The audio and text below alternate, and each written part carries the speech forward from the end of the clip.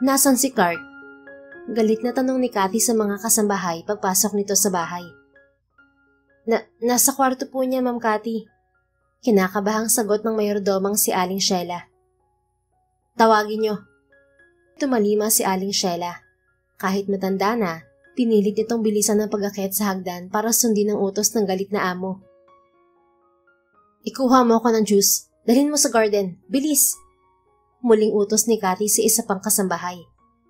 Nagtungo si Cathy sa garden para sumagap ng sariwang hangin. Hindi nito nagustuhan ang nangyaring pag-uusap nila ni Doña Elise kanina. Sinabi ng Doña ang kondisyon para ibigay ang mana kay Cathy. Hindi akalain ni Cathy na pahihirapan pa ito ng sariling ina. Naabala ang malalim na pag-iisip nito nang marinig ang boses ni Clark, ang nag-iisa nitong anak. Bakit mainit na naman ang ulo mo? Nataranto tuloy si Aling Sheila sa boses mo. Matanda na yon, hindi mo dapat sinisigawan. Tamad na sabi ni Clark sa ina. Umupo siya sa bench kaharap ni Cathy. Hinarap siya ni Cathy. Nasa po nito ang noo nang makitang nakaboxer lang ang anak. Pinanlisikan nito ng mga mata ang mga nakasilip na kasambahay. Pinagpipiyastahan ng mga ito ang katawan ni Clark. Go back to your work! Sigaw ni Cathy sa mga kasambahay. Kanya-kanya namang bumalik ang mga kasambahay sa trabaho. At ikaw naman, kailan ka ba magtitino? Araw-araw iba't ibang babaeng dinadala mo rito. Anong palagay mo sa bahay natin? Motel? Baling at sermon ni Cathy sa anak. Yeah, right. We're just the same, Mom. Iba't ibang lalaki rin naman dinadala mo rito. So what's the Clark? Galit na saway ni Cathy sa kanya. Sabihin mo na ang gusto mong sabihin, Mom. Naistorbong pamamahinga ko dahil sa'yo. May lakad pa ako mamayang gabi. Baliwalang sabi ni Clark. Halata sa itsura na ayaw makipag-usap sa ina. Lagi naman kasing ganito ang kanyang ina. Kung hindi mainit ang ulo, sesermonan lang siya. Humugot ng malalim na hininga si Cathy bago sabihin sa anak ang nangyaring pag-uusap sa pagitan nila ni Doña Elise. Kagagaling ko lang sa mansyon ng Lola Elise mo. Ibibigay na niya ang mana sa mga kapatid ko, pero hindi niya ibibigay ang mana ko. Siguro, alam ni Lola na gagastusin mo lang yun sa mga lalaki mo. Kaya huwag ka nang magtaka.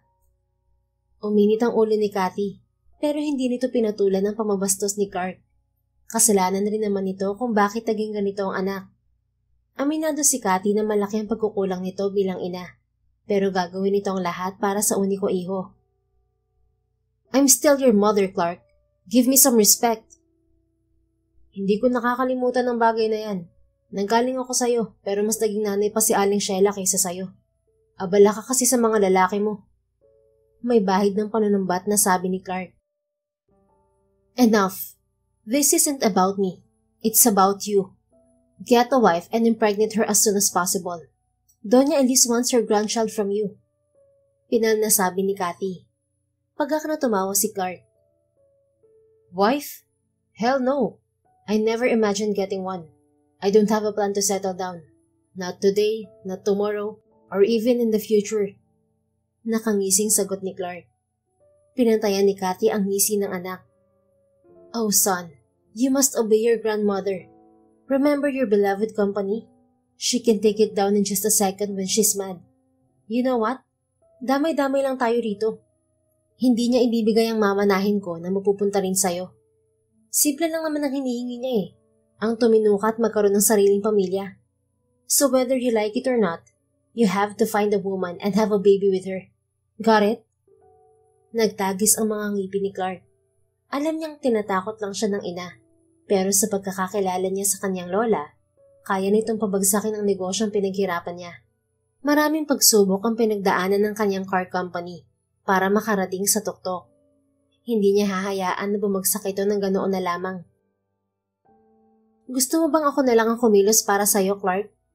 Kung hindi mo bubuntisin ng isa sa mga babae mo, hahanap ako ng, no, I can do it. Putol niya sa sinasabi ng ina. Okay, good. Anyway, aalis ako ngayon. Ilang araw ako mawawala, kaya aasahan ko magandang balita pagbalik ko. Tumayo si Cathy at lumapit kay Clark. Hinalikan nito sa pisngi ang anak. I know you can do it, son. 6 months is too long to impregnate a girl. Bulang ni Cathy bago umalis. Bumuntong hininga si Clark. Frustrated niyang ginulo ang buhok. Sa dami ng pwedeng kondisyon, bakit yun pa? Hindi sana problema yun kung papayag ang mga babae niya. Kaya lang, pareho rin niya ang gusto ng mga ito. Ayaw nila ng commitment. They're just enjoying themselves. No feelings attached, just pure lust. Pagsapit ng gabi, nagtungo si Clark sa bagong bukas na bar kasama ang mga kaibigan.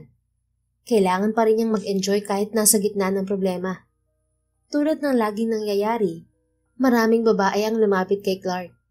Hindi niya tinanggihan ang mga ito, pero sa lahat ng yon, isang babae ang nakaagaw sa kanyang atensyon. Ito ang napili niyang ilabas sa gabing yon. Mga bro, alis na ako. Babalik na lang ako kapag may oras pa. Paalam ni Clark sa mga kaibigan. Hindi na kami aasa, Clark. Alam namin na mapapagod ka ngayong gabi. Siguraduhin mo lang na makakapunta ka sa conference meeting bukas. Paalala ni Leonard. Mark my word, pupunta ako. Nakaakbay si Clark sa babae palabas ng bar. Nakapulupot naman ang dalawa nitong braso sa kanyang baywang. Parang ayaw na siya nitong pakawalan sa higpit ng yakap. Nang nasa labas na sila, bahagyang dumistansya si Clark. Kukunin niya ang susi sa bulsa, pero muling yumakap ang babae. Hinapit ni Clark ang bewang ng babae. Marahan niyang hinaplos ang pangupo nito. Don't worry, honey. I'm all yours tonight. Bulong niya na nagpakilig dito. Mapang-akit itong ngumiti sa kanya. Ngumisi si Clark at unti-unting nilapit ang mukha rito. Pumikit ang babae. Naudlot ang paglalapat ng kanilang mga labi dahil sa isang sigaw. Tabi, umalis kayo riyan. Sa kwarto kayo magharutan at hindi sa daan. Mga malilibog. Hindi agad nakaiwas si Clark. Bumangga sa kanya ang tumatakbong babae. Lumukot ang mukha niya nang malanghap ang amoy nito. Shit, that beggar. Tiimbagang niyang sabi habang tinatanaw ang papalayong pulubi. Hinahabol ito ng dalawang lalaki na kapwa mga pulubi rin. Lift up your mood, honey. May malapit na hotel dito. Baka gusto mong mag-shower. Kasama ako. Mapang-akit na bulong ng babae sa kanya. Great idea. Let's go. Masayang sang-ayon ni Clark, ngunit ang kasiyahan niya ay biglang naglaho nang mamalayan na wala ang susi ng kotse sa kanyang bulsa. Damn, I lost my key. Reklamo niya. Kinapa niya ang cellphone sa bulsa para tawagan ng mga kaibigan sa loob ng bar, pero wala rin iyon. Maging ang wallet niya ay wala rin. Nag-init ang ulo ni Clark at matalim na tumingin sa direksyon tinahak ng pulubing babae. Ito ang iniisip niyang salarin sa pagkawala ng kanyang mga gamit. You ruined my night, then I'll ruin your life too. Madiin niyang sabi. Bale wala siyang umalis at iniwan ng kasamang babae. Sa isang sidewalk na may malamlam na ilaw, tumigil sa pagtakbo si Skyline. Humahangos naman siyang nilapitan ng dalawang kasama. Isang pag-arte ang ginawa nila para madukutan ang lalaki kanina. Nagpanggap siyang hinahabol ng dalawa para mapunta roon ang atensyon ng biktima. Sky, tingnan mo na kung may pera. Nagugutom na ako eh. Buong araw tayong hindi kumain. Sambit ni Larry. Oo nga Sky, bibili pa ako ng gamot ni nanay at pagkain para sa mga kapatid ko. Baka umuwi na namang lasing si tatay. Magagalit yun kapag walang pagkain sa bahay. Segunda naman ni Gary. Sandali, bigyan niyo naman ako ng oras para huminga. Nakakapagod ka yung tumakbo. Ang sakit din ng katawan ko dahil sa lalaking yun. Pader yata ang katawan nun eh. Ang tigas. Reklamo niya sa magpinsan. Sige, huminga ka na. Ginawa nga naman niya. Oh, tama na yan. Buksan mo na. Hindi na makapaghintay ang tiyan ko eh. Muling sabi ni Larry. Oo na, atat na atat. Sagot ni Skyline. Umupo silang tatlo sa gilid ng kasada. Binitiwan ni Skyline ang hawak na susi at cellphone. Binuksan niya ang makapal na wallet. Mayaman sigurong lalaking yun. Ang kapal ng wallet oh. Nagagalak na sabi ni Gary. Ano to? Kunot noong sabi ni Sky. Inilabas niya ang laman niyon. Bakit puro matigas na papel yan? Walang pera? Dismayadong tanong ni Larry. Wala eh. Malungkot na tugon ni Skyline. Nadidismaya rin siya dahil palpak ang diskarte nila. Akala pa naman nila ay tiba-tiba na sila sa lalaking yon. dahil bihis mayaman at may kotse. Akala ko pa naman maraming pera ang wallet niya. Nagpapanggap lang siguro siyang mayaman para makakuha ng magagandang babae. Naglagbalikat na komento ni Gary. Ito, may nakita ako. Mayaman talaga siya. Tingnan niyo oh, may ginto sa wallet niya. Masayang pahayag ni Skyline. Biglang nabuhayan ng loob. Oo nga, matigas na papel pero ginto. Kagatin mo, Sky. Ganun ang ginagawa ni Mang Kulas sa sanglaan niya eh. Tulad ng sinabi ni Larry, kinagat nga ni Skyline ang ginto na nakita niya sa wallet. Ngunit sabay-sabay silang nanlumo nang naputol yun. Peke ang ginto. Malungkot niyang sabi. Bumuntong hininga si Larry at Gary. Malungkot ang dalawa sa resulta ng pag-arte nila. Ibibenta ko na lang tong cellphone bukas. Tiisin niyo muna ang mga gutom niyo ngayong gabi. Bukas kakain tayo ng masarap. Pangako yan. Pilit niyang pinasisigla ang boses, pero hindi yun nakakatulong para mawala ang lungkot sa dalawa. Kita na lang tayo bukas, Sky. Malungkot na paalam ng mga ito. Humiga si Sky sa semento pag alis ni Larry at Gary. Inuna niya ang isang braso. Komportable siya sa pagkakahiga habang iniisip kung saang lugar siya lilipat. Wala na siyang nabibiktima sa lugar na yon. Alerto na ang mga tao sa mga tulad nila. Eh kung pumunta kaya sila sa probinsya, malamang doon maraming mabibiktima. Kaya lang, mahal ang pamasahe. Wag na nga lang. Miss! Marahang ibinaling ni Skyline ang kanyang ulo. Mabilis siyang bumangon nang makita ang dalawang pulis. Plano niyang tumakbo, pero naharangan agad siya ng isa. Tatakas ka pa ah. Maangas na sabi ng pulis. Hinawakan siya nito sa kwelyo. Magandang gabi po mga sir. Napadaan po kayo. Gabi na. Nagtatrabaho pa rin kayo? Ang sisipag niyo naman po. Pagpalain po kayo ng may kapal at maging ligtas araw-araw. Magalang pero kinakabahan niyang sabi. Huwag mo na kaming bulahin, miss. Alam kong ikaw na naman ang nabibiktima rito. Si Mr. Benaventura pa talagang dinukutan mo. Malaking isda ang taong yun. Mukhang hindi ka makakatakas sa kanya ngayon. Sino pong tinutukoy niyo? Inosente niyang tanong. Ngunit may hinala siya na ang tinutukoy nito ay ang lalaking dinukutan niya kanina. Huwag ka na magmaang-maangan pa. Tumutugma sa yung description niya. Nako, sinira mo pa ang golden card niya. Milyon-milyon ang laman nito, miss. Bakit mo sinira? Muling sabi ng pulis habang pinupulot ang inalis niyang matitigas na papel sa wallet. Akala ko po kasi ginto. Peke pala. Wala naman po akong kinuha sa wallet niya eh. Katwiran niya sa pulis. Kahit na wala kang kinuha, nagkasala ka pa rin sa batas. Dinukutan mo si Mr. Benaventura. Dapat mo yung panagutan. E di dalhin niyo na po ako sa presinto. Ang daldal mo po kasi mamang pulis. Abat, tama na yan, Fendes. Dalhin na natin to sa presinto. Naghihintay rin si Mr. Benaventura. Awat ng pulis na may hawak sa braso ni Sky. Pagdating sa presinto, para siyang artista na pinagtitinginan ng mga tao. Kaya lang, hindi paghanga ang nakikita niya, kundi awa. Siya ba ang kumuha sa mga gamit ni Mr. Benaventura? Tanong ng isang pulis na nakaupo sa harap ng mesa. Oo, nasan si Mr. Benaventura? Pinaupo si Sky sa harap ng table nito. Alam na niya ang gagawin doon. Tatanungin na naman siya tungkol sa sarili. Hindi yun ang unang beses niya sa presinto, pero paulit-ulit lang ang tanong sa kanya. Tanging pangalan lang ang ibinigay niyang impormasyon tungkol sa sarili. Bukod doon, wala na siyang alam. Wala siyang ginagamit na apelyido. Kahit kaarawan niya, hindi niya alam kung kailan. Binabase na lang niya ang edad tuwing sasapit ang bagong taon. Sa ngayon, 22 taon na siya sa lansangan. Yun din ang iniisip niyang edad ngayon. Nasa opisina ni Chief. Narito si Chief? Oo, naalerto ang mga kapulisan dahil sa reklamo ni Mr. Benaventura. Ito lang palang may kasalanan. Naabala pa tayong lahat. Tukoy nito kay Sky. Trabaho niyo po kasi yun. Singit ni Skyline sa pag-uusap ng dalawa. Trabaho talaga namin to, miss. Pero kailangan din namin ng pahinga. Sa ginawa mo na wala ang oras namin para magpahinga. Mahinahong sagot ng pulis. Dapat kinabukasan niyo na po ako hinuli para hindi kayo na-istorbo ngayon. Suwestyon niya. Umiling na lang ang pulis.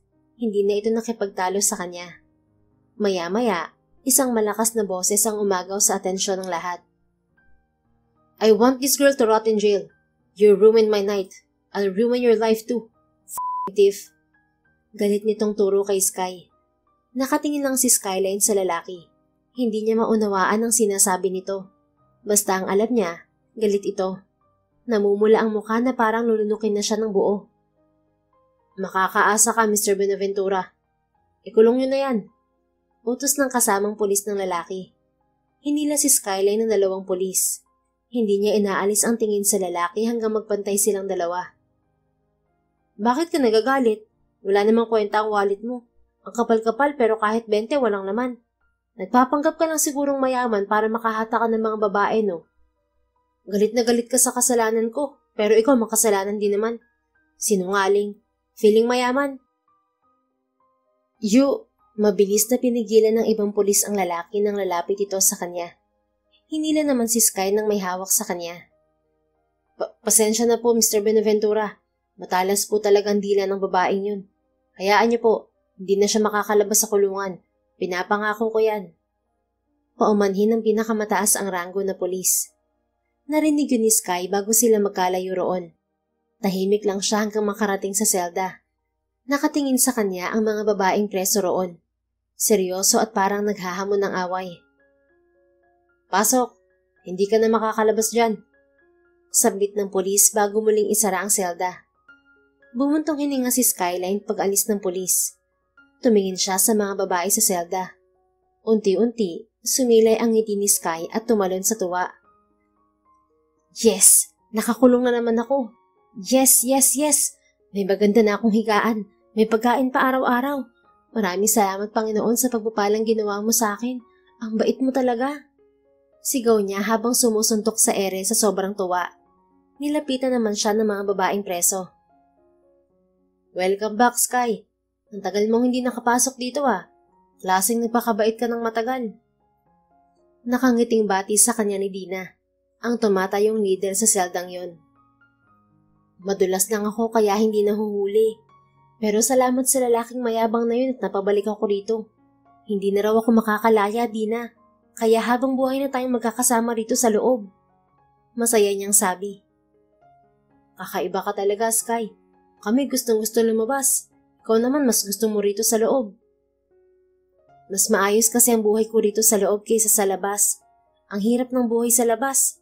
Walang pera ang mga tao. Wala akong madukot. Lagi tuloy akong gutom. Huwag ka muna magpakasaya, Sky. Baka mamaya niyan may magpiyansa sa'yo rito. Wala akong kamag-anak, Dina. Walang magbabayad para makalabas ako. Mukhang hindi rin papayag ng lalaki na dukutan ko na makalabas ako rito. Galit na galit siya eh. Wala namang pera ang wallet niya. Tumawa si Dina sa sinabi niya. Siguro mayaman ang nakabangga mo. Mukhang malakas ang kapit niya rito. Hindi ka naman pumatay para makulong dito habang buhay. Kung mayaman siya, bakit wala siyang pera? Peke pa ang ginto niya.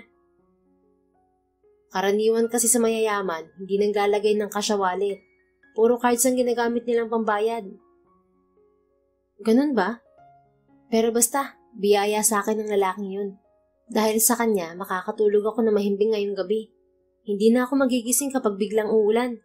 Wala rin iistorbo sa akin na kapwa ko pulubi. Masarap na ang buhay ko ngayon. Nakangiti niyang sabi. O siya, dito ka na matulog. Mamaya dadalhin na nila ang damit mo. Makakapagbihis ka na ulit ng tulad ng suot namin. Paanyaya nito. Oo nga, paborito ko pa naman ng kulay na yan. Ang liwanag kasi, parang araw. Nakangiti niyang sabi. Muling tumawa si Dina. Kulay orange ang sinusumpa naming kulay, Sky. Pero ikaw naging paborito mo pa to. Kakaiba ka talaga. Salip na magpahinga, nakipagkwentuhan si Skyline sa mga preso. Mukhang maangas lang ang mga yun, pero mabait naman. Kahit nung una siyang pumasok sa selda, naging kasundo na niya agad ang mga ito. Hindi ang mga ito tulad ng napapanood sa TV na nang-aapi ng bagong salta. Kinabukasan, hindi maganda ang naging gising ni Clark. Bad trip siyang pumasok sa opisina para sa conference meeting tungkol sa bagong sasakyan na ilalabas ng kumpanya niya. Nabitin ka ba kagabi at ganyan ang itsura mo? Nakangiting salubong ni Leonard sa kanya. You know what happened last night, Leonard? Don't fuel my anger. Babala niya sa kaibigan, pero tinawanan lang naman siya nito. Bad trip ka pa rin ba sa pulubing ng dukot sa'yo? Kalimutan mo na yun.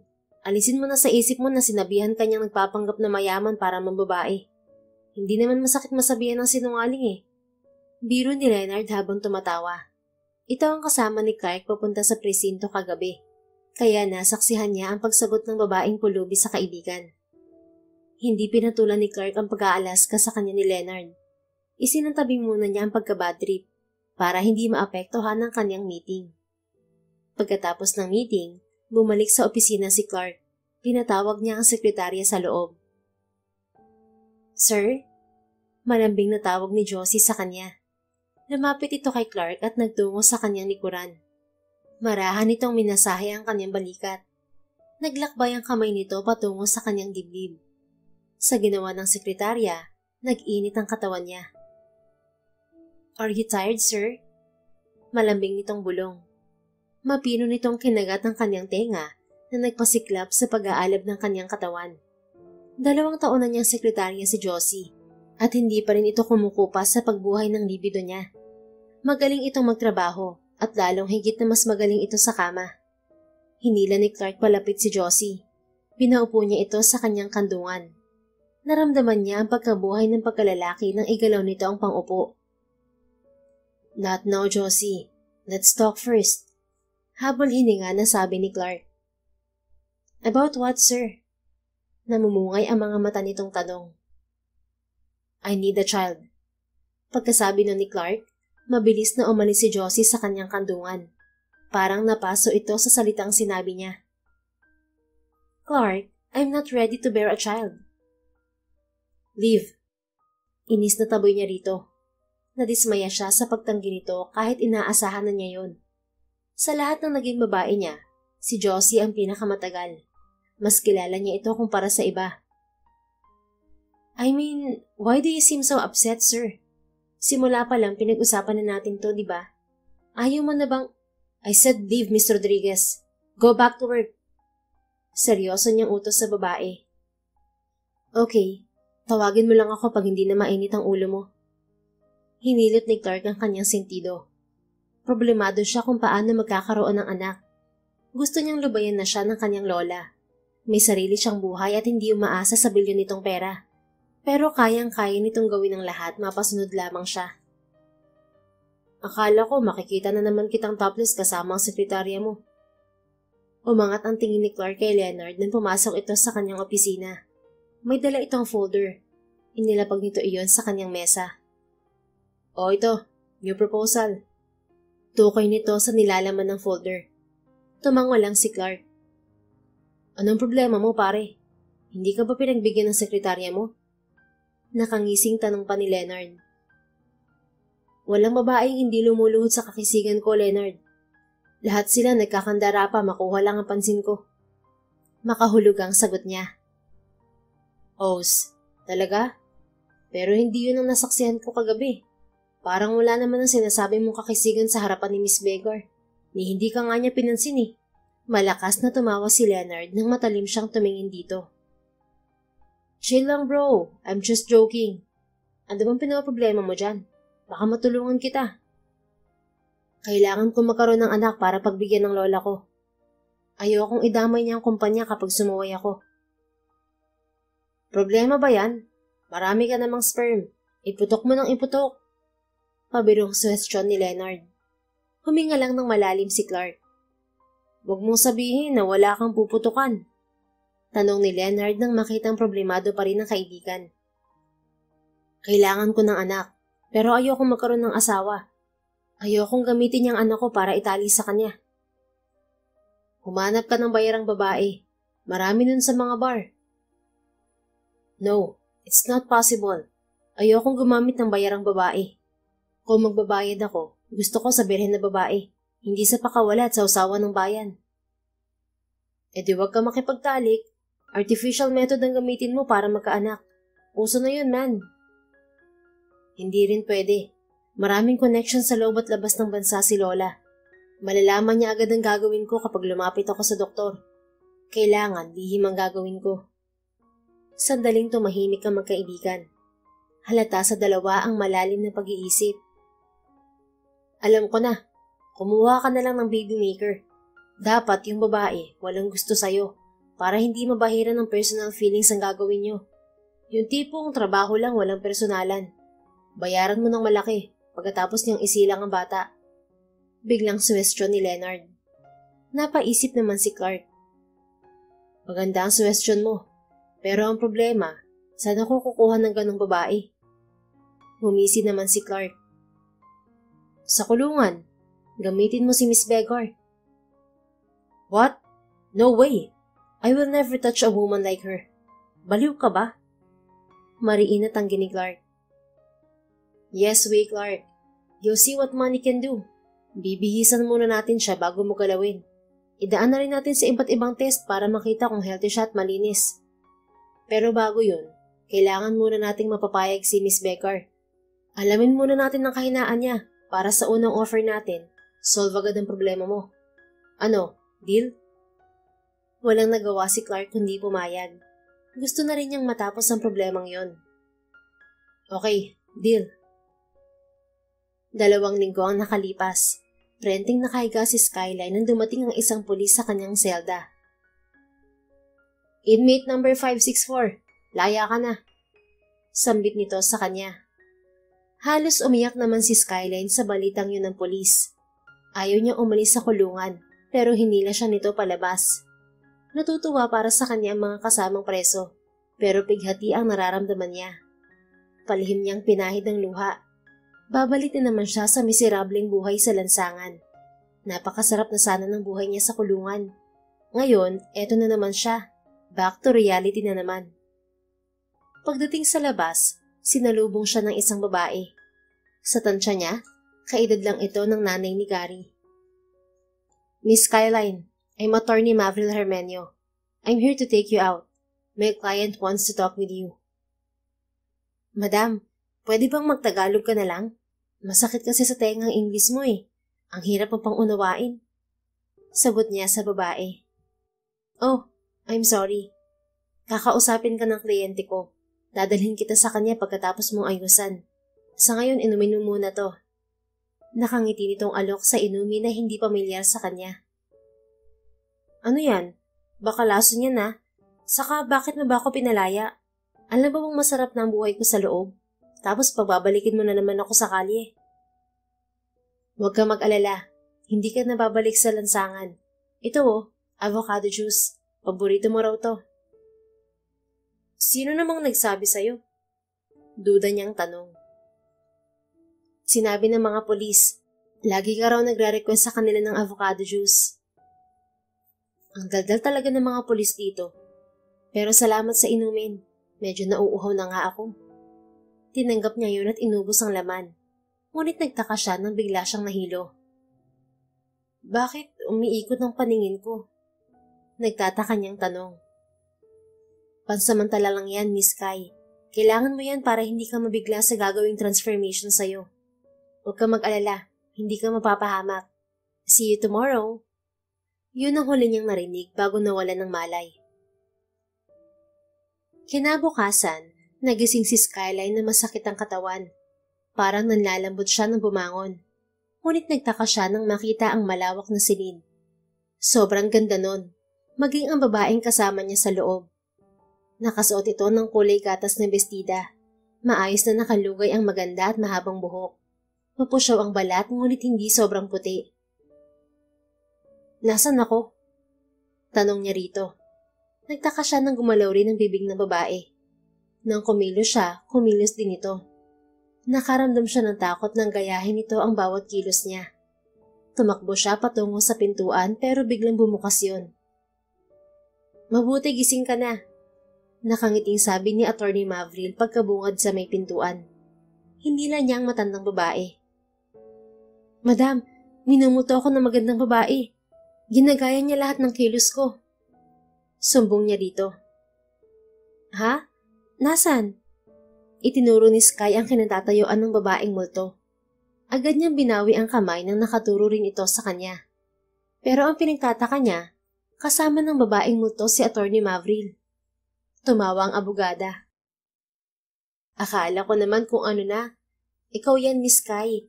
Nagulat ka ba sa pagbabagong nangyari sa'yo? Kahit ako nagulat din eh.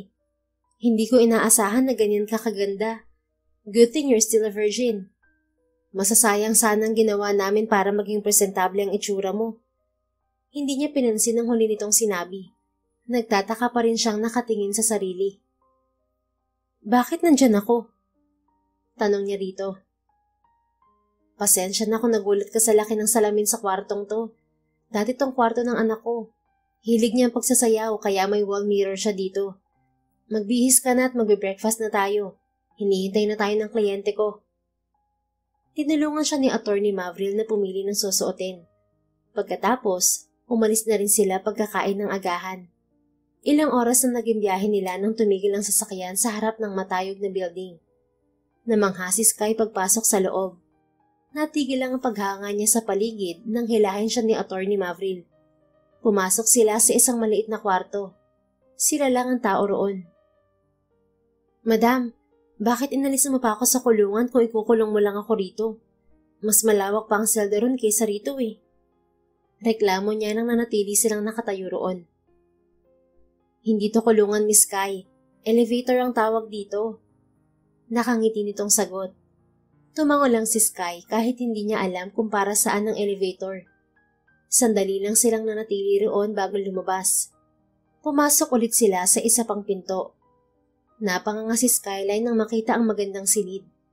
Hindi niya maiwasang mamangha lalo na nang matanaw ang buong city mula roon. Tumakbo siya palapit sa bubog na dingding para makita yon sa malapit. Idinikit pa niya ang mukha roon para pagmasdan ng buo ang magandang tanawin sa labas. Tignan mo nga naman ang nagagawa ng pera, bro. Kaya niyang linisin ng marumi. Kaya lang mas nagagandahan siya sa tanawin kaysa sulyapan ka. Tumatawang sabi ng isang lalaki. Shut up, Leonard. Saway naman ni Clark sa kaibigan. Miss Sky, halika muna rito. May kailangan tayong pag-usapan. Marahan siyang hinila ni Attorney Mavril patungo sa upuan. Sumunod naman siya pero nasa labas pa rin ang atensyon niya.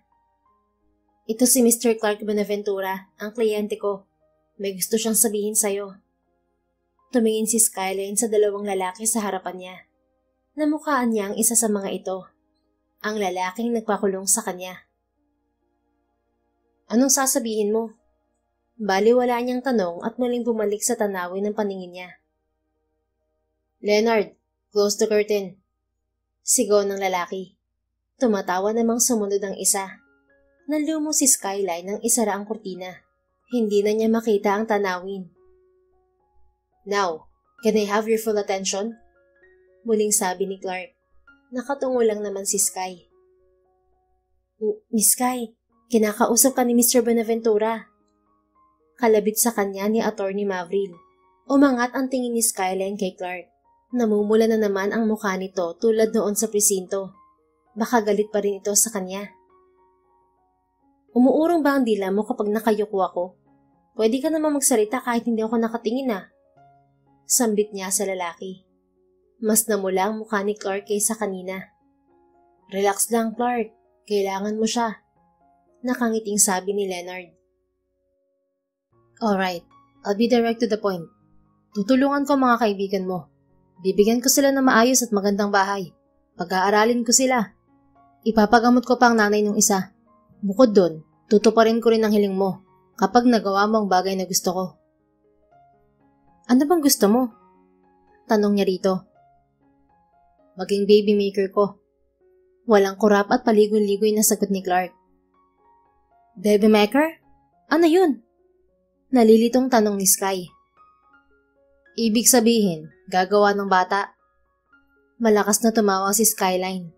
Nagtaka naman ang mga nakapaligid sa kanya. Hindi ko alam kung bulag ka o ano.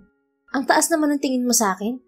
Mukha na ba akong Diyosa sa paningin mo dahil bago ang damit ko? Kung oo, pues tao pa rin ako. Wala akong kapangyarihan para gumawa ng bata. Hindi ako Diyos na pwedeng gumawa ng tao mula sa alikabok. Natigilan si Clark. Ilang beses itong kumurap. Nagulat si Skyline nang malakas na tumawa ang isang lalaki na kasama nito at si Attorney Marville. Bakit? May nakakatawa ba? Nagtatakang tanong ni Sky. Bahagyang tumikhim si Clark. Shut up! Saway ni Clark sa dalawa. Tumahimik naman ang mga ito sa sigaw ni Clark. Look miss, alam kong wala kang kapangyarihan at hindi ka rin mukhang Diyosa. Pero, mabuti na yung malinaw. Putol niya sa sinasabi ni Clark. Pwede bang manahimik ka muna? Napipikon nitong sabi. Diretsuhin mo na kasi ang sinasabi mo. Ang dami mo pa kasing paligoy-ligoy. Ano ba yung baby maker? Magtatali kayong dalawa para gumawa ng bata. Hindi kita titigilan hanggat hindi ka nabubuntis. Nauunawaan mo na? Malakas at diretsyo nitong tanong. Malakas na hinampas ni Skyline ang kamay sa mesang nasa harap niya. Tumayo siya at masamang tumingin kay Clark. Buong buhay ko sa lansangan ako nakatira. Natutulog ako sa kalsada. Naghahanap ng pagkain sa bundok ng mga basura. Nasanay ako sa maruming paligid.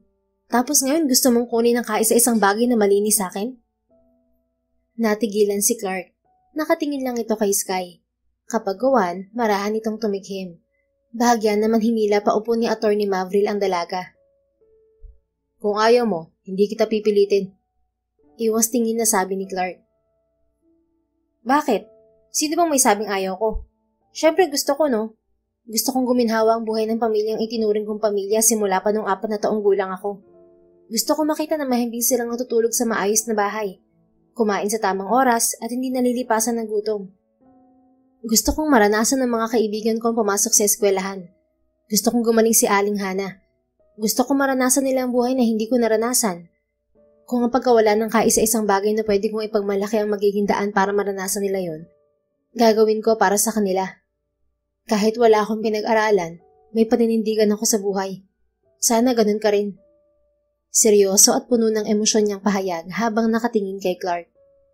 Walang nagtangkang magsalita pagkatapos magsalita ni Sky. Tumalikod si Leonard. Pasimple namang pinunasan ni Attorney Marville ang pumatak na luha. Samantalang si Clark ay nakatitig lang kay Sky. Nararamdaman nilang tatlo ang paghihirap na naranasan ni Sky sa bawat salitang binitiwan nito. Attorney, you know what to do. Imbis ay pahayag ni Clark.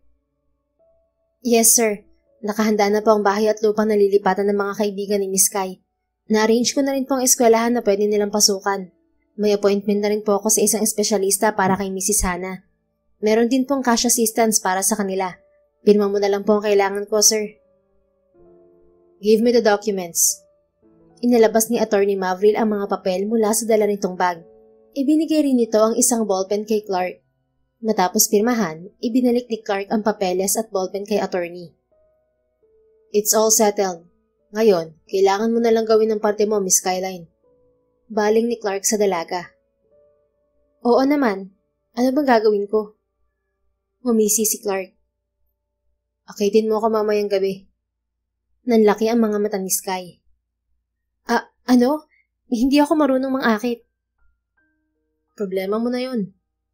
Attorney, dalhin mo siya sa bahay. Matutulog siya sa kwarto ko mamayang gabi.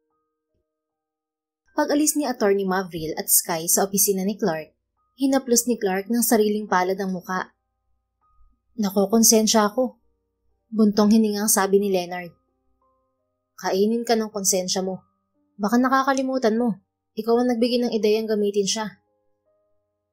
Natuwa lang ako sa kanya na baliwalain kanya noon sa presinto. Hindi ko naman inaasahan na mapait palang dinanas niya. Naulila siya sa murang edad at naging palaboy. Mabuti sana kung teenager na siya noon. Pero hindi eh. 4 years old lang siya nang mamuhay mag-isa. Hindi ko lubos maisip kung paano kinaya ng isang bata na mamuhay sa lansangan. Kahit gano'n ang nangyari sa kanya, mabuti pa rin ang puso niya. Nagsakripisyo siya para sa pamilyang itinuring siyang pamilya. Napakabait niya. Magiging maayos ang buhay niya pagkatapos niyang isilang ang anak ko. Siguradong sagot ni Clark. Pero aminin mo, natulala ka nang makita mo siya kanina, no? Ang ganda niya, di ba? Nagalit ka lang dahil hindi ka niya pinansin. Natatawang buska ni Leonard sa kanya. Bumalik ka na sa opisina mo. Taboy ni Clark sa kaibigan. Nang hindi ito umalis, kinaladkad niya ito palabas ng kanyang opisina. Pagsapit ng hapon, pagod na umuwi si Clark. Inabot pa siya ng traffic sa daan, kaya gabi na siya nakarating sa bahay. Parang binuhusan siya ng malamig na tubig nang makita ang mga tauhan ng kanyang lola sa labas. Mabilis siyang pumasok sa loob. Nakaupo ang matanda sa salas kaharap ang kanyang ina at si Sky. Kinakabahan namang lumapit sa kanyang ina. Clark, ando mang pumasok sa isip mo. Bakit ngayon ka pa nag-uwi ng babae sa bahay? Dito matutulog ang lola mo. Gigil at galit nitong bulong sa kanya. Hi, Mom. Bati pa rin niya kahit galit ito sa kanya. Lumapit si Clark kay Doña Elise. Humalik siya sa pisngi ng matanda. Good evening, Lola. How are you? Malambing na tanong niya rito. Sit down, Clark. Utos nito sa kanya. Umupo siya sa tabi ni Sky. Mabilis naman itong lumayo sa kanya. Hindi na niya ito palapit nang makitang seryosong nakatingin ang Donya sa kanila. Ipinulupot niya ang braso sa baywang ni Sky para hindi ito lumayo sa kanya. Gusto niyang ipakita sa matanda na seryoso siya kay Sky. Aray, bitiwan mo nga ako. Gusto mo bang pigain ang katawan ko? Pabulong na singhal ni Sky sa kanya. Pekeng ngumiti si Clark. Inilapit niya ang mukha kay Sky at hinalikan nito sa pisngi. Kailangan niyang ipakita sa Donya na seryoso siya kay Sky. Huwag kang magsalita at sumakay ka na lang sa pag-arte ko, okay? Bulong niya dito. Mapino pa niyang kinagat ang tenga nito para hindi halata na bumulong siya. Napangisi si Clark nang makitang namula ang pisngi ni Sky. Who is she? Inalis ni Clark ang tingin kay Sky nang marinig ang boses ni Doña Elise. She's the girl I want to marry with, Lola. Diretsong sagot ni Clark sa matanda. What? You're going to marry that girl? Gulat na tanong naman ni Cathy sa anak. Natameme rin ito ng seryoseng tingnan ni Doña Elise. I'm sorry, nagulat lang ako sa anunsyo niya, Mama. Paumanhin nito sa matandang Donya. Don't try to fool me, Clark. Where did you get this girl?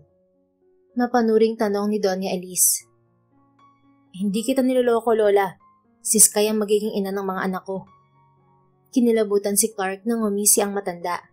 Tumitiklop talaga ang kumpiyansa niya sa sarili kapag ganito ang Donya. Then make me believe. Kinabahan si Clark. Iniisip niyang alam ni Doña Elise ang kanyang plano. Napakahusay umalam ng lola niya sa mga ginagawa niya at ng iba pa nitong apo. Kaya naisip niyang nabuko na yata siya. Hindi po ako nagsisinungaling, Lola. Matatag na sagot ni Clark. Then prove it. Make her pregnant within 2 months. If you can't, I'll consider this as a lie. Expect the worst when you lied to me, grandson. Namilog ang mga mata ni Clark. 2 months? Akala ko po ba 6 months? 2 months. Mariin itong sabi bago tumayo. I won't sleep here tonight. I'll just go back to my house. Ihahatid na po kita sa labas, Mama. Mabilis na sumunod si Cathy sa matanda. Binitiwan naman ni Clark si Sky. Huminga siya ng malalim, pero mas malalim ang ginawang paghinga ni Sky. Nakakatakot ang lola mo. Kinabahan talaga ako sa kanya. Akala ko lalabas ang mga kinain ko kanina sa sobrang nerbiyos. Narinig mo naman ang sinabi niya, di ba? Tanong ni Clark kay Sky. Oo, pero hindi ko naman naintindihan. Ano bang sinabi niya kanina? Nalilito nitong tanong. Kailangan mong mabuntis sa loob ng 2 buwan. Kaya halika na. Kailangan na nating simulan ng plano. Hinawakan niya ito sa braso at hinila papunta sa kanyang kwarto. Pagpasok nila sa loob ng silid ay saka pa lang niya ito binitiwan. Maghubad ka. Utos niya dito. Niyakap ni Sky ang katawan. Naninilog din ang mga mata nito. Teka lang naman, hindi pa ako marunong mang-akit, no? Magsasanay pa ako eh. Pwede sigurong manood muna ako ng mga pelikula tapos gagayahin ko. Kinakabahan nitong sabi.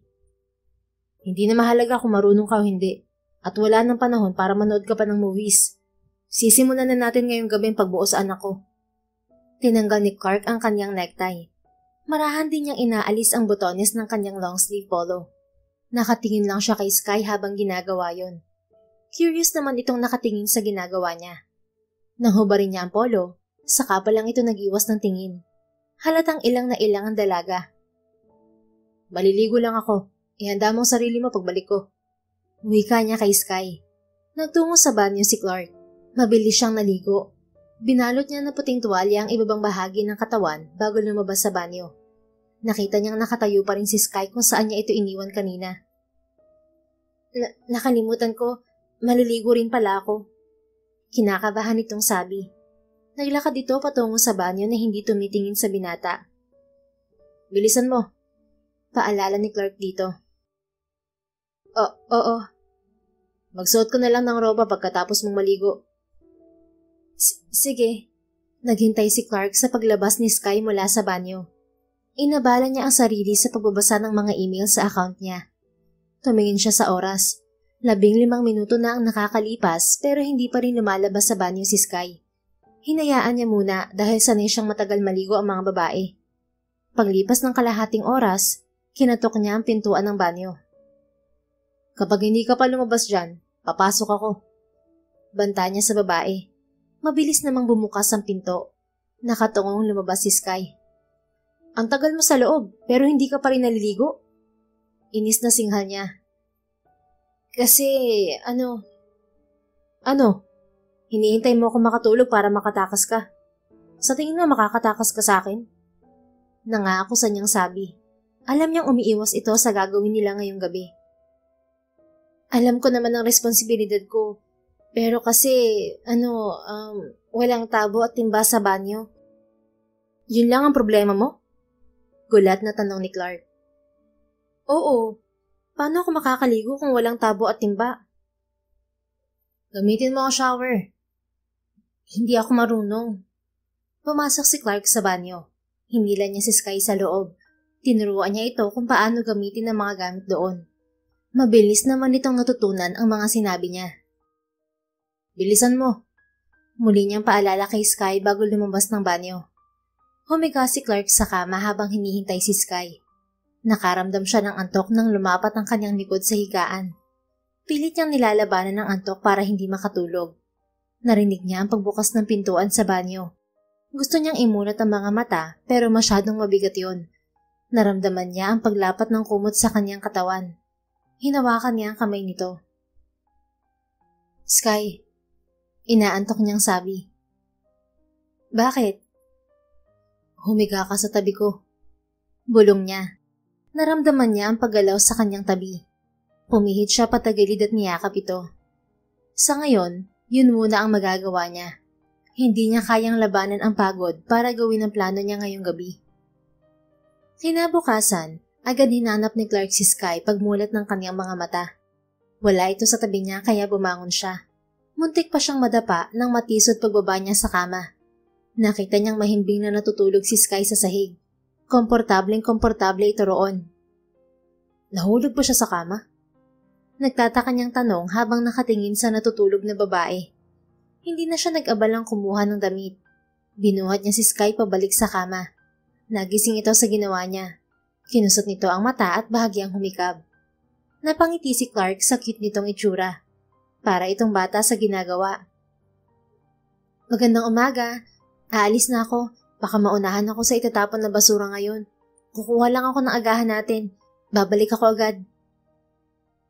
At bakit naman sa basurahan ka kukuha ng agahan? Maraming pagkain sa kusina. Nagtatakang tumingin sa kanya si Sky. Nilibot din ito ang tingin sa paligid. Tinampal nito ang sariling noo. Ay, sorry. Akala ko nasa kalsada pa rin ako. Nakatulog ka ba ng maayos? Muli nitong tanong sa kanya. Mula sa kanyang muka, unti-unting bumaba ang tingin nito sa kahubaran niya. Ay, bastos! Bakit ka nakahubad? Sigaw ni Sky. Mabilis nitong kinuha ang kumot at ibinalot sa katawan ni Clark. Patuloy itong nakayakap sa kanya. Alisin mo yan. Utos niya sa babae, pero umiling lang ito. Isipin mong pagsasana yan para hindi ka magulat sa gagawin natin. Maswerte ka, nakaligtas ka kagabi, Sky. Pero hindi ka na makakaligtas sa mga susunod na araw. Takpan mo muna yung katawan mo. Saka mo na lang ibalandra yan sa paningin ko kapag handa na ako. Nag-iipon pa ako ng lakas ng loob para sa aming pagkikita eh. Hindi naman hinayaan ni Clark na masunod ang gusto ni Sky. Inalis niya ang kumot sa katawan niya. Pumikit naman si Sky. Hinawakan ni Clark ang magkabilang pisngi nito at siniil ng halik sa labi. Napasinghap si Sky. Itinulak agad nito si Clark. Tinakpan nito ang bibig. Uminit naman ang ulo ni Clark. Nakaramdam siya ng rejection sa ginawa ni Sky. Iyon ang unang beses na may tumulak sa kanya matapos niyang halikan. Sky, hep, huwag ka munang magalit dyan. Kagigising ko lang, baka pangit pang amoy ng hininga ko. Nahihiya nitong sabi. Parang napalis naman ang inis ni Clark sa sinabi nito. Hindi mabahong hininga mo. Wala kang bad breath, okay? Lumapit ka sa akin. Gusto kitang halikan. Utos niya rito. Nanatili namang nakatayo si Sky. Hindi ito kumilos tulad ng utos niya, kaya siya na lang ang lumapit dito. Muli niya itong hanalikan sa labi. Hindi ito gumalaw, para itong ipinako sa kinatatayuan. Humawak ka sa batok ko. Bulong niya rito. Ginawa nito ang sinabi niya. Sundan mo ang kilos ng labi ko. Ginawa ulit nito ang sinabi niya. Parang nagliliyab ang katawan ni Clark nang sabayan ni Sky ang halik niya. Akala niya ay kailangan pa siyang angkitin ni Sky para mapilitan siya makipagtalik dito. Pero hindi niya inaasahan na sa simpleng halik dito, mabubuhay ang kanyang kalamnan. Nang umaga din yun, nangyari ang unang pagtatalik ni Sky at Clark. Makalipas ang 3 linggo, dumalo si Sky at Clark sa kaarawan ni Doña Elise. Gusto niyang i-expose si Skyline sa mga pagtitipon ng pamilya upang masanay ang dalaga. At maging ang mga kamag-anak niya ay masanay na makita na kasama niya ang babae. Paraan niya rin yun upang mapaniwala ang lahat na totoo niyang kasintahan si Sky. Hindi naman pati nakakahiyang ipakilala sa lahat si Sky. Napakaganda nito at mabait rin. Hindi pa ito maarte na kagaya ng mga naging babae niya noon. Huwag kang lalayo sa akin, Sky. Iwasan mo rin makipag-usap sa mga bisita. Hanggat maaari, iwasan mo rin si Lola. Naiintindihan mo? Muling paalala ni Clark kay Sky. Sumimangot naman si Sky. Naririndi na siya sa paulit-ulit nitong sinasabi. Simula nang umalis sila sa bahay hanggang makarating sa mansyon ni Doña Elise, yun na ang sinasabi ni Clark. Dapat kasi iniwan mo na lang ako sa bahay. Hindi pwede. Hahanapin ka ni Lola. Kailangan kong ipakita sa kanya at sa lahat na seryoso ako sa'yo. Mas lalong sumimangot si Sky.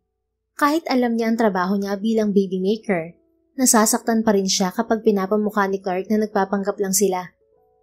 Minsan, umaasa siyang sana totoo ang pinapakita nitong pag-aalaga sa kanya. Sa nakalipas na 3 linggo, naramdaman niya ang pagmamahal na hindi pa niya nararanasan. Kaya lang, kasama yun sa kasunduan nila ni Clark. Ang pag-aalaga nito sa kanya ay para sa binubuo nilang bata. Ilang beses na rin silang nagtatalik ni Clark. Pinatutunayan nito ang sinabi na hindi titigil hanggat hindi siya nabubuntis. Kamakailan ay nakumpirma rin niya na lahat ng nasa kasunduan nila ay nangyayari na sa mga kaibigan niya. Kaya natuwa siya kay Clark dahil may isang salita ito. Tahimik lang si Sky habang nakaupo sa harap ng bilog na mesa kasama ang pamilya ni Clark. Nanliliit siya sa presensya ng mga ito pero kanina pa rin siyang natatakam sa pagkain na kahain sa mesa. Maraming pagkain pero wala yatang gustong kumain. Mas inuuna ng mga itong makipagkwentuhan sa Donya. Nakiramdam si Sky. Abala sa pag-uusap ang mga kasama niya sa mesa. Unti-unti niyang inangat ng kamay para dumukot ng pagkain. Pero nakita yun ni Clark. Hinawakan nito ang kamay niya at muling ibinalik sa ilalim ng mesa. Gagamitin sana niya ang isa pang kamay, pero hinawakan din ito ni Clark. Nagugutom na ako, Clark. Kailan ba kayo matatapos magkwentuhan? Bulong niya rito. Lagi ka na lang gutom. Mamaya pa tayo kakain. Magagalit si Lola kapag dumukot ka ng pagkain sa mesa. Nakangusong binawi ni Sky ang kamay mula kay Clark. Sa inis ay tumayo siya sa pwesto. Paumanhin, magbabanyo lang po ako. Paalam niya sa mga kasama. Wala namang pumapansin sa kanya, kaya umalis na lang siya sa mesa. Sa kanyang paglalakad patungo sa banyo ay nakita niya ang mga nakahilerang pagkain sa di kalayuan. Tumingin siya sa mga bisita. Abala pa rin ang mga ito sa kanya-kanyang kausap. Kaya may naisip siya. Kumuha siya ng isang plato. Pinuno niya yun ng pagkain. Humanap siyang magandang pwesto na makakapagtago kay Clark. Pero wala siyang makita. Napangiti si Sky nang makita ang ilalim ng mesa. Natatakpan yun ng kortina. Pumasok siya roon habang hawak ang plato ng pagkain. Nagulat siya nang may makitang aso roon. Mabilis niyang sinubuan ng pagkain ng aso nang tatahol sana ito. Huwag kang maingay. Hahatian kita sa pagkain ko. O yan na. Friends na tayo ah. Bulong niya sa aso. Para namang nauunawaan ng aso ang sinabi niya. Winagayway nito ang buntot habang nakatingin sa kanya. Parang patay gutom na nilantakan ng aso ang ibinigay niya ritong steak. Kahit gusto niya yon ay ibinigay na lang niya rito. Kaysa naman mag-ingay ito at kagatin pa siya. Samantala, madalas ang pagsulyap ni Clark sa direksyon ng banyo. Kalahating oras na pero hindi pa rin bumabalik si Sky. Clark, where's your girl? Tanong ng Uncle Fidel ni Clark. Ito ang panganay na anak ni Doña Elise. She's in the comfort room. Tipid niyang sagot. What's your family business? Tanong ni Wena, ang asawa ni Fidel. Nothing. Muling sagot ni Clark. Tumaas ang kilay ni Wena. Uminom naman ng tubig si Clark. Alam niyang nakatuon na sa kanya ang atensyon ng buong pamilya. Inaasahan na niya na mauuwi sa kanya at kay Sky ang usapan. Nothing? Why? Muling tanong ni Wena. She's an orphan. She lived in the street her whole life. I met her when she stole my car key, wallet, and cell phone. She was jailed because of me. After a week, I asked my lawyer to release her. And now she's living with me. Pagtatapat niya ng katotohanan. Wala ring silbi kung itatago niya yun. Kilala niya ang tiyahin. Alam niyang alam na nito ang lahat tungkol kay Sky. Sinusubukan lang siya nito para ipahiya sa buong angkan. Laging ganoon ang ginagawa nito. Pinapahiya siya para bumango ang pangalan ng anak nito sa Donya. Oh, you mean she's a beggar? How sad. Terso, don't you dare get a dirty woman inside our family. Don't ruin our reputation just like what your cousin did, okay? Paalala nito sa anak na nerd. Kinuyom ni Clark ang kamay. Harap-harapan siya nitong nilalait. I like her. Singit ni Cathy sa usapan. Tumingin si Clark sa ina. Ngumiti ito sa kanya. Sa ginawa nito, naramdaman niyang hindi siya nag-iisa. May kakampi siya sa katauhan ng ina. Mabait si Sky. Maalaga, matulungin, mapagmahal, at higit sa lahat, hindi mo kang pera. Boto ako sa kanya para sa anak ko. Humahanga ako kay Clark. Magaling siyang pumili. Hindi kagaya ng kapatid ko. Di ba, Kuya Fidel? Inirapan naman ni Wena si Cathy bago ito muling tumingin sa Donya. Where's your dog, Mama? I have a gift for her. Imbes ay tanong ni Wena sa ina. Parang noon lang naalala ng Donya ang alagang aso. Where's Camellia? Where is she? Find her. Kinakabahang sabi ng Donya sa mga anak at mga apo. Nataranta ang buong pamilya sa paghahanap kay Camellia. Alam ng lahat kung gaano kamahal ng Donya ang aso. Sa gitna ng paghahanap nila kay Camellia, narinig nila ang sigaw ng isang lalaki at tahol ng isang aso. Damn this dog! Get off me! Galit na sigaw ng isang lalaki. Oh my God! It's Camellia! Sigaw ni Doña Elise. Nilapitan nila ang nangyaring komosyon. Malayo pa lang ay napansin na ni Clark si Sky. Sumiklab ang galit niya nang makitang dumudugo ang noon ni Sky habang yakap si Camellia. Okay ka lang ba, Doggy? Sabi ko naman sa'yo ako nang kukuha ng pagkain eh. Muntikan ko tuloy maapakan. Nasaktan ka ba? Ako kasi oo. Ang sakit ng noo ko. Ang tigas kasi ng baso na binato ng lalaki. Sambit ni Sky sa aso. Sa'yo pala ang asong yan ha. Magsama kayong dalawa. Galit na sabi ng lalaki. Mukhang lasing na ito kaya ang tapang. Hawak nito ang bote ng alak na ihahampas kay Sky. Pumikit si Sky at hinarang ang katawan kay Camellia. Tinabig ni Clark ang mga nakaharang na bisita. Wala siyang pakialam kahit natutumba ang mga ito. Ang mahalaga sa kanya ay makalapit agad sa pwesto ni Sky. Hinarang niya ang kaliwang braso sa hampas ng lalaki. Nabasag ang bote nang tumama sa kanya. Nagtagis ang kanyang mga ngipin. Nagagalit siya sa ginawa nito kay Sky. Pero mas nagagalit siya sa lapastangang lalaki. Mabilis nakapihit si Clark paharap sa lalaki. Malakas niya itong sinuntok. Nagsigawan ng mga bisita nang natumba ito. Muling nilapitan ni Clark ang lalaki. Hinila niya ito sa kwelyo at muling sinuntok. Parang kinakain siya ng galit at paulit-ulit itong sinuntok. Clark! Natigilan si Clark nang marinig ang boses ni Sky. Binitiwan niya ang dugo ang lalaki. Lumapit siya kay Sky at mabilis itong niyakap. Are you okay? Nag-aalala niyang tanong sa babae. Hinawakan niya ang magkabila nitong pisngi. Umigting ang panga niya nang makita ang dugo roon. Pinunasan niya yon gamit ang manggas ng kanyang polo. Okay lang ako, Clark. Ikaw, ayos ka lang ba? Kumusta ang braso mo? Okay lang ako. Umuwi na tayo. Gagamutin ko ang sugat mo. Umungon si Camelia nang sabihin niyang uuwi na sila. Oh, huwag mo siyang sungitan. Love ko yan, kaya dapat love mo rin siya. Sambit ni Sky kay Camelia. Tumigil sa pag-ungon si Camelia. Dinilaan nito ang pisngi ni Sky. Sinupil ni Clark ang ngiti na gustong sumilay sa kanyang labi. Nasiyahan siya sa sinabi ng babae. Love siya ni Sky? Hindi niya alam. Ngunit nakaramdam siya ng kilig. Oh my Camelia! Get the dog from her! Sigaw ni Wena. Ngunit muling umungon si Camelia sa direksyon nito. Masungit ka na naman. Para kang si Clark kapag nagsusungit. Tumatawang sabi ni Sky kay Camelia. Sunod-sunod namang tumahol ang aso. She likes you, Iha. Sambit ni Doña Elise. Bumaling si Clark sa matanda. Sa buong buhay niya, noon lang niya nakitang ngumiti ang Doña. Nakatingin ito kay Sky at Camelia. Tumalon si Camelia mula sa bisig ni Sky. Tumakbo ito patungo sa Doña. Kinuha naman ito ng matanda at binuhat. I'm sorry, Lola. Kailangan na naming umalis. Paalam ni Clark sa matanda. Hinawakan niya ang kamay ni Sky pero pinigilan sila ng Doña. Use your room upstairs. Bukas na kayo umuwi, apo. Paanyaya nito. Hindi na tumanggi si Clark. Inalalayan niya si Sky patungo sa taas. Sa kanilang magpipinsan, siya lang ang may sariling silid sa mansyon. Guest room ang ginagamit ng iba kapag naroon sa mansyon. Kaya siguro na iinggit ng kanyang tita Wena dahil pakiramdam nito, espesyal ang turing sa kanya ng Doña. Clark, parang nahihilo ako. Wika ni Sky habang sapo ang noo na may dugo. Naalarma naman si Clark. Maagap niyang binuhat si Sky. Pagbabayaran ko ang lalaking yun. Seryoso niyang sabi. Wag na, wala siyang mukhang ihaharap sa lahat. Sinira mo na kasi ang mukha niya. Nakangiti nitong sabi.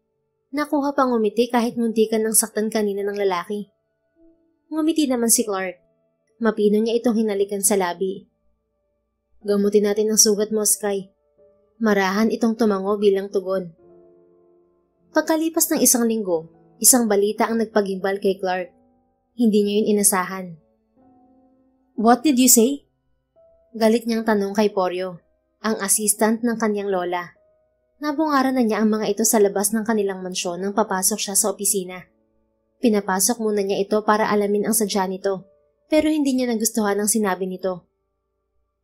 According to Doña Elise, she wants Miss Sky to live in her mansion. Ulit nito sa sinabi.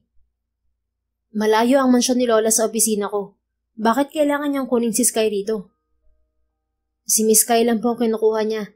Hindi ka po kasama, Sir Clark. Uminit ang ulo ni Clark sa sagot ni Poryo. But Sky is my wife. Hindi pa kayo kasal, sir. Anong sabi mo? Sorry, sir. Yun po kasi ang pinapasabi sa akin ni Doña Elise kapag sinabi mong asawa mo na si Miss Sky. Dapat mo raw malaman na hindi pa sa'yo si Miss Sky. Pwede pa raw siyang ereto ni Doña sa mga apo ng amiga niya. No fucking way.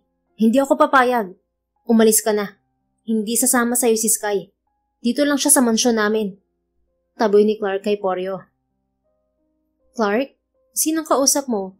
Akala ko ba nakaalis ka na? Tanong ni Sky. Hindi ito namalaya ni Clark na papalapit. Mabilis namang itinulak ni Clark si Poryo palabas ng bahay. Ayaw niyang makita ito ni Sky, pero sumigaw si Poryo kaya nakita rin ito ni Sky. Miss Sky, iniimbitahan ka ni Doña Elise sa kanyang mansyon. Gusto raw niya makapagkwentuhan sa'yo. Talaga? Sige, pupunta ako. Excited na sabi ni Sky. Sky, iiwan mo ako rito? Malungkot na tanong ni Clark. Pwede mo naman akong puntahan doon. Hintayin mo ako, Poryo. Kukuha lang ako ng mga gamit ko. Nanlumo si Clark nang bumalik sa taas si Sky. Mukhang mas gusto nitong kasama ang kanyang lola kaysa sa kanya. Pangisi-ngisi naman si Poryo. Bumisita ka na lang sa mansyon, Sir Clark. Lumayas ka sa harap ko, Poryo. Baka kung ano magawa ko sa'yo. Pasensya na, sir. Napag-utusan lang po. Pinabasabi rin po ni Doña Elise, bibigyan niya ng bagong tutor si Miss Sky.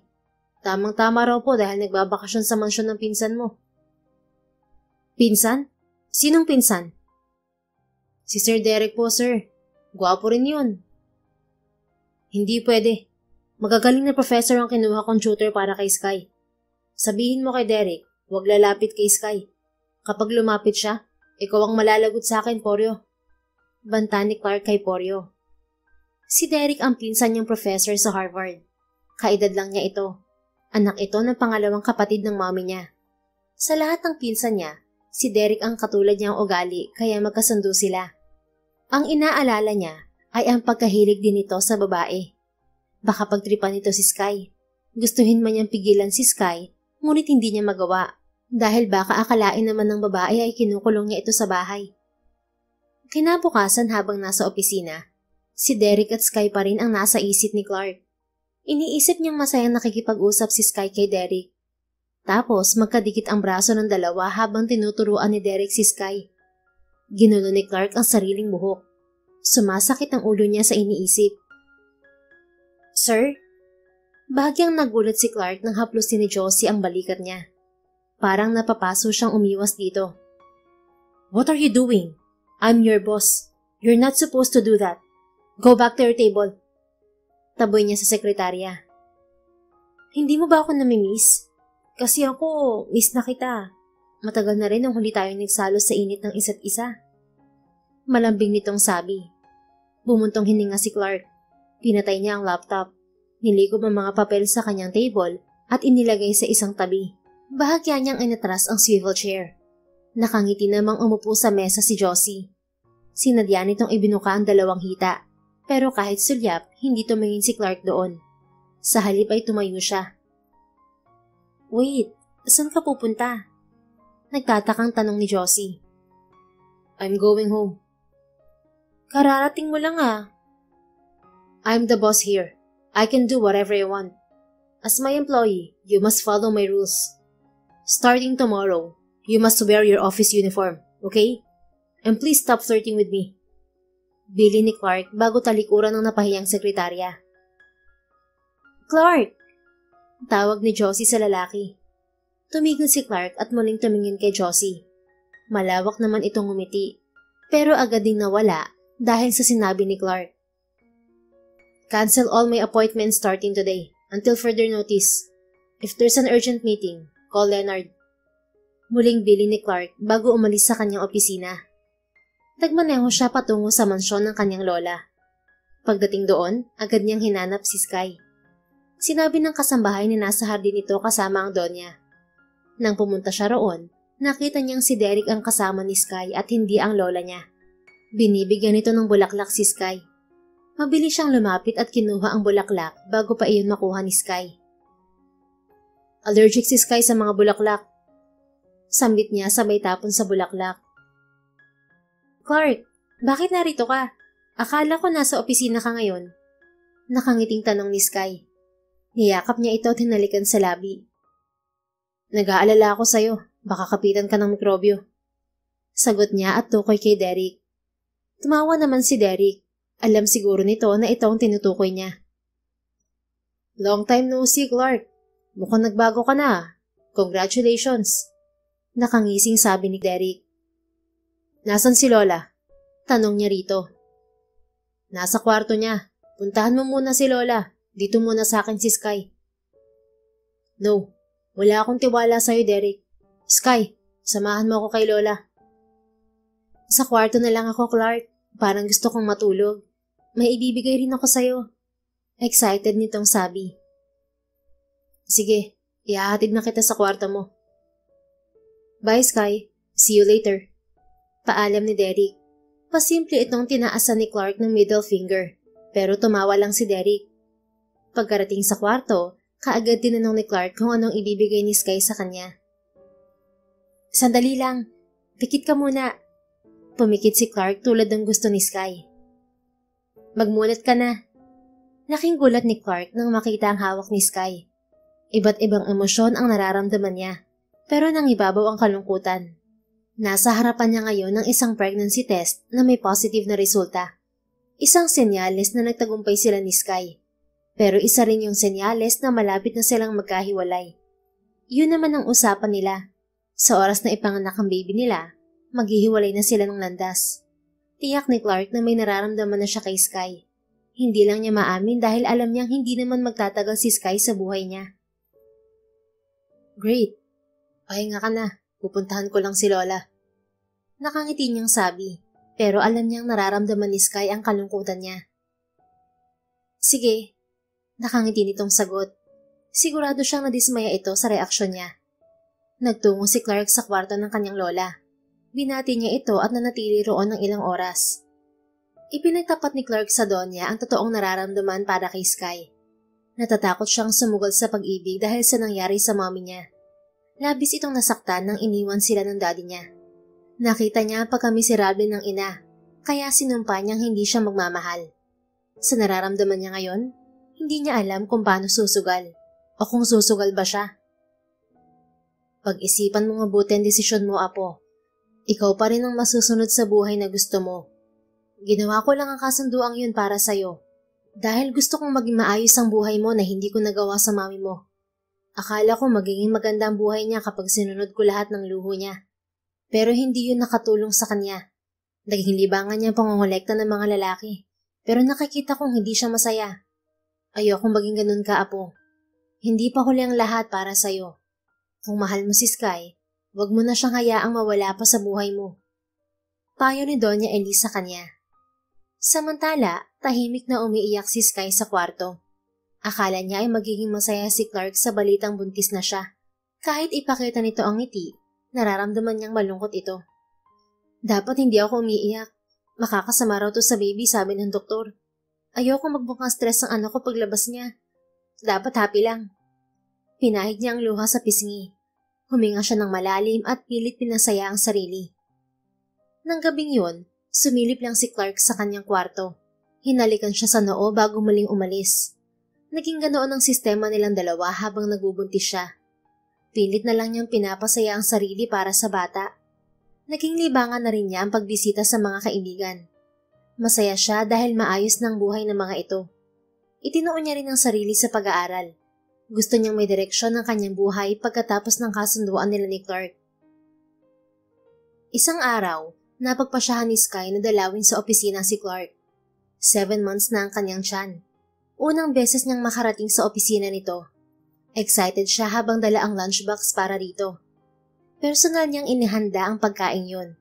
Nagulat si Sky sa nakita pagbukas niya sa opisina ni Clark. Nakita niya ang isang babaeng nag-aayos ng nakalilis na damit. Magulo ang buhok nito at nagkalat ang lipstick sa labi. Hindi lingid sa kanyang kaalaman na palikero si Clark. Usap-usapan na yun ng mga kasambahay sa mansyon. Ngunit masakit palang makita ng harapan ng ginagawa nito. Kahit wala sa paligid si Clark, hindi siya mangbang para hindi malaman na may nangyari sa pagitan nito at ng babae. Wala naman siyang karapatan kay Clark. Isa lang siyang baby maker na natutunan itong mahalin. Anak lang ang kailangan nito sa kanya. Nasaan si Clark? Tanong niya sa babae. Nasa banyo, naglilinis ng sandata. Nakangiting sagot ng babae. Pakisabi, nagdala ako ng lunch.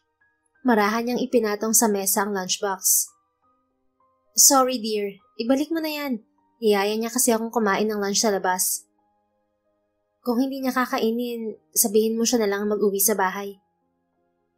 Bakit kita susundin? Hindi naman ikaw ang boss ko ah. Asawa ka ba niya? Nakangisi nitong tanong. Nasaktan si Sky sa tanong ng babae. Hindi siya asawa ni Clark, pero lamang pa rin siya sa babae. Ako ang ina ng magiging anak niya. Proud niyang sabi. Oh, nagmamalaki ka na niyan.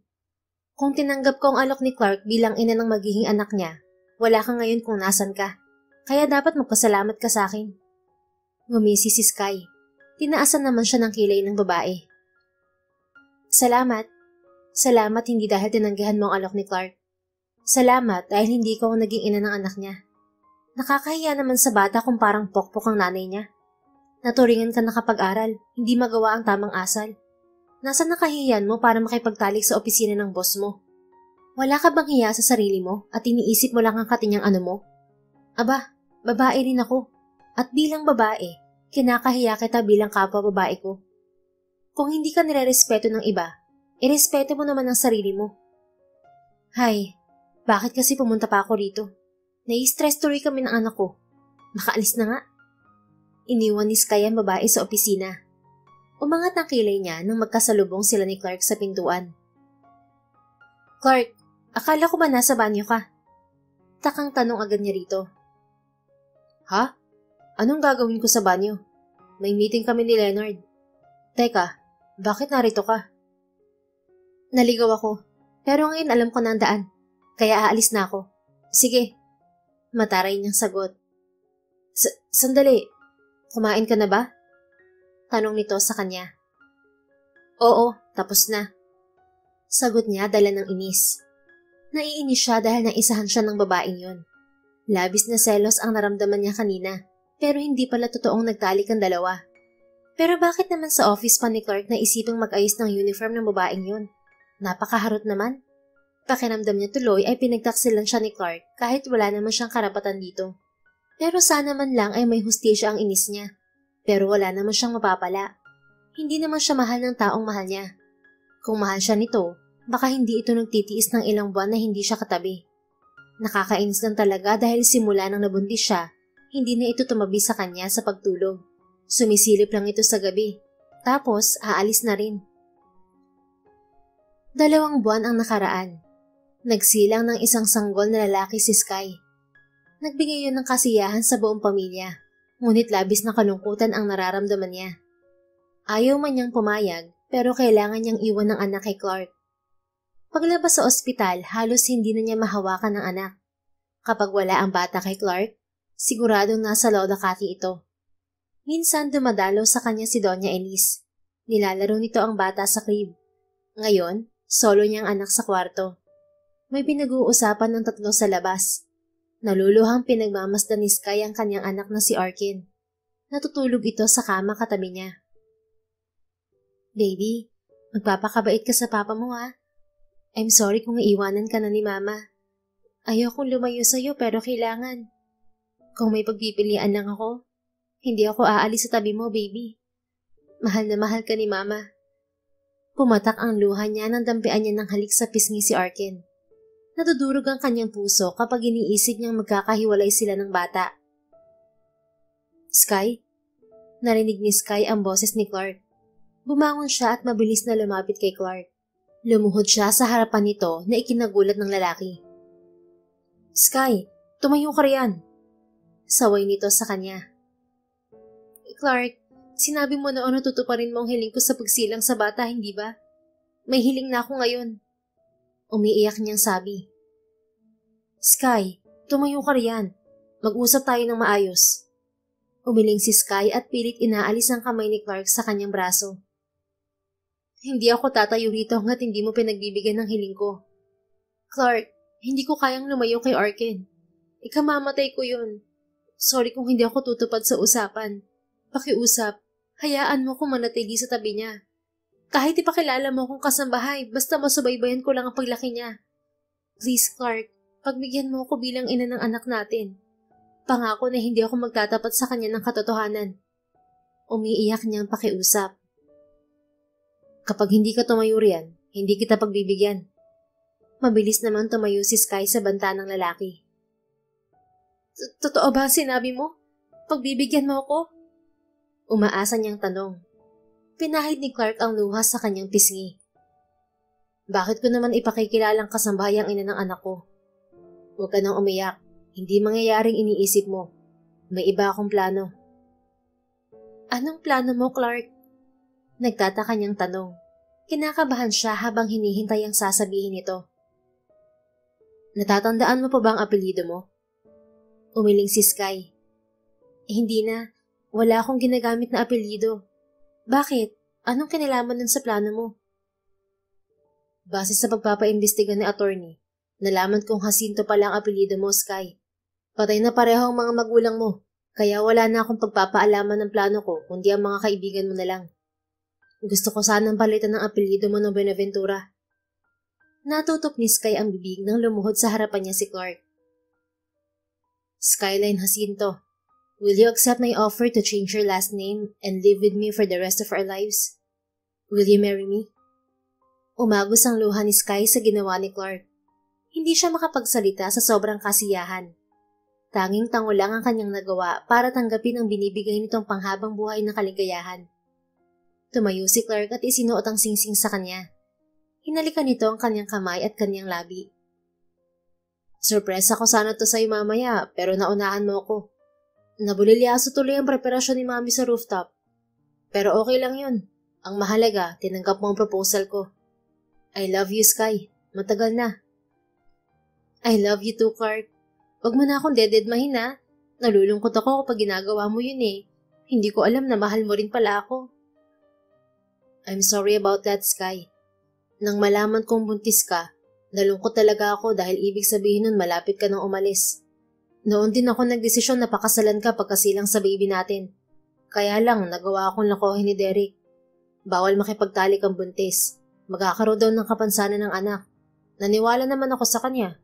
Ayoko magkaroon ng kapansanan ng anak natin. Sa tuwing nagdidikit ang balat natin, gusto agad kitang angkinin. Kaya nagtiis akong lumayo sa'yo habang buntis ka. Yun pala, pinagtripan lang ako ni Derek. Hindi tuloy ako nakabawi sa mukong na yun bago umalis ng bansa. Dapat sinabi mo sa akin para hindi ako nag-iisip ng kung ano-ano. Iniisip ko tuloy na may iba kang babae at baliwala lang talaga ako sa'yo. Promise, wala akong ibang babae simula pa nung madukutan mo ako. Dinukot mo rin yata ang puso ko dahil nawala na ako ng gana sa iba. Nakangiting sabi ni Clark. Yung babae kasi sa office mo, parang may gusto siya sa'yo. Wala lang yun. Nag-resign na rin siya sa kumpanya 2 months ago. Gusto raw niyang magbagong buhay. Hinawakan ni Clark ang kamay ni Sky. Pangako, hindi na ako maglilihim sa'yo. Sasabihin ko lahat para hindi ka nag-aalala. Bubuo tayo ng masayang pamilya. Ilalaan natin ang pagmamahal sa ating mga anak at sa isa't isa. Magsasama tayo habang buhay. Mahal na mahal kita, Sky. Salamat at ako napili mong dukutan. Dahil dun nakilala kong babaeng makakasama ko habang buhay. Ang babaeng nakapagpatino sa akin. Matamis nang ngumiti si Sky. Masama ang maging mandurukot. Pero salamat dahil naging daan yun para makilala kita. Maswerte ako dahil dumating ka sa buhay ko. Mahal na mahal din kita, Clark. Hindi ko alam kung kailan nagsimula, pero alam ko sa aking puso, mahal kita. Salamat dahil ikaw ang naging daan ng malaking blessing sa buhay ko. Dahil sa'yo, naramdaman kong hindi ako mag-isa sa mundo. Ginawaran muli ni Clark ng halik sa labi si Sky. I promise na hindi ka na mag-iisa pa, babe. Habang buhay kitang sasamahan, aalagaan at pakamamahalin. Nagyakapan sila ng mahigpit at sabay na napalingon sa baby nila na biglang nagising. Marahil ay gusto ring magpayakap sa mama at papa nito. Mama, nagbigay na sila ng wedding vow habang tayo kanina pa naghihintay sa rooftop para sa sorpresa. Reklamo ni Kathy sa bungad ng pinto. Sinadya nitong lakasan ang boses para marinig ng dalawa. Ang mahalaga, mahal nila ang isa't isa. Umalis na tayo. Hayaan na natin silang magsolo at para mabilis ding madagdagan ng apo natin. Tumatawang sagot naman ni Doña Elise. Tumahol pa si Camelia na nasa tabi nito. Napangiti si Sky habang magkayakap sila ni Clark. Pagkaalis ni na Doña Elise ay inasikaso nila ang baby nila at walang tigil na kinuhanan ni Clark ng picture ang mag-ina. Dati-rati ang wallpaper ni Clark ay mga babaeng sexy. Ngayon, ang picture na ni Skyline at Baby Arken. Sa lalong madaling panahon ay naikasal rin agad sila ni Clark. Nais nilang bumukod ng bahay, ngunit hindi naman pumayag ang mommy ni Clark. Patuloy pa rin siyang nag-aaral upang kapag nakapagtapos siya, ay matulungan naman niya ang asawa sa mga responsibilidad nito sa kumpanya. Maswerte si Sky dahil nakilala si Clark. Supportive ito at ang pamilya nito. Hindi kailanman minaliit ang mga ito ang pagkatao niya. Nagkaroon siya ng bagong pamilya sa katauhan ng mga ito. Ang pagiging pulubing snatcher niya at baby maker ang nagdala sa kanya patungo sa forever.